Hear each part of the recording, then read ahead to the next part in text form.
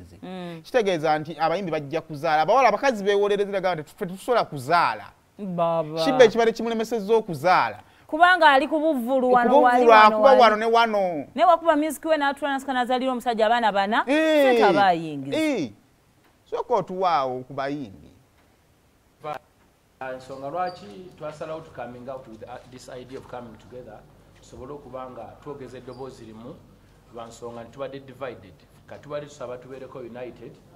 ate tulabe nakyo kiyinza kututwalawa abantu batutaminga disorganized yensonga lwaki bwabaawo abayimbi abavudde Bulaaya okujja wano ne bakola emirimu emirungi wano ate ffe bamaliriza batuddiza feedback egamba na bano bandibadde ku level eyo but they are disorganized. So this time around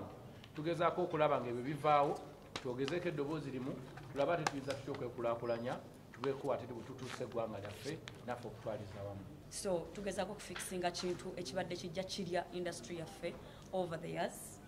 Tugezaako okufikisinga kintu kibadde kirya industry yaffe over the years kibadde ng'ekiwuka ekigirya naye nga ffe tetumanyi nga olaba ekikajjo nga mulimu namujinga ye industry yaffe. So tugezaako okujjamu namujinga oyo. Okoze oluyimba otaddemu millions and millions of money no promoting oluyimba olwo ne lukwatayo kampani nejja neteekako nusu 200 ne batema buli mwezi kufaaniwo awuliriza music wo naye nga percentage gy'olina nga content creator olina 1%. Maiso onazaala ddi because nkikubuuza kati onazaala ddi nga bw'oyimba oluyimba tolina dduuka gy'ogendamu n'ogamba mumpeeza onazaala ddi onazaala ddi ng'ozadde abaana bw'ofa basigalira awo ku lasitishw eyo gy'okoze. Nze ngenda mu ddwaliro ne banteekako kandula si bulungi kumusa ebiri ne nva ku kandula ne nkaabira mu mmotoka ne nemmala ne bannanga ku stage ne smilinga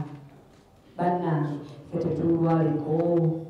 tosobola kulwalako lwesigalako ewaka tusaba tulwaleko ekirala nga mukyala andi wagambye abamu ku ffe tutyokuzaala ozaale nga sente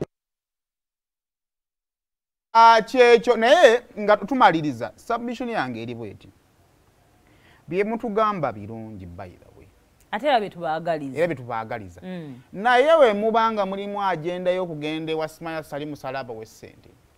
mulimu agenda Smaya okugenda wa Museveni abawe ssente temugenda kumala na myezi 2 kubanga ekisooka mu meetinga ne mukimanyi mwebishanya mu mitima waliwo amanyi nti nno olutalo mwayimbira ennyimba ze ezinyanga ez'akadonka mutamusinga kati mugenda kwebba kubanga temusobola kukwatagana kusha ssente we zikwatibwa ne ziteekebwa mu kisero kimu mujja kwebba ekyo nkibabuulirira wano newe mubanga ebyo bye mutunda bye muliko wallahi music industry ya Uganda egenda teera lwa nsonga nti obuzibu bwa music wa Uganda kwe kubeera nga mwina okubaako abawa okubeera obulungi naye mubanga musobola okuteeza royalties zammwe ne mubeera nga omuyimbi ayimbye asobola okufuna ku ssente ne wabanga tayimbye eyo move nnungi naye success yayo eri eyo mu gavumenti musiikinga ekintu kimu guidance ssente za gavumenti muzeesonyiwe kubanga gye zikomye okujja we zajja mu bapromota bebba omulundi ogwasemera mwe mwazifunako era mwebba era nezino zajja mujja kwebba kyokka ate ekibi kiri kimu nti buli mufuna ssente mu gavumenti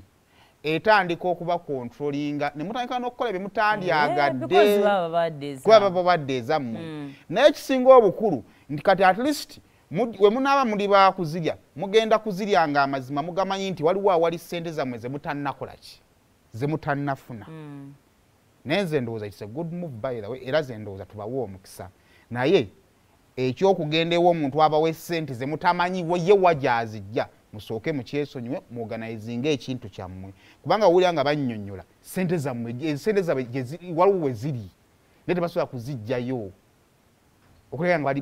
bali kimu ate kati bakirina olutambula mu ba celebrities